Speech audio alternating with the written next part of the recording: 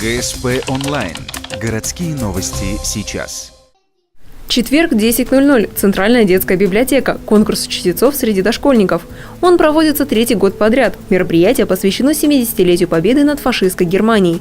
Участвуют 48 ребят. Возраст юных артистов от 4 до 7 лет. Специально к выступлению большинство детей надели советскую военную форму. Что такое День Победы?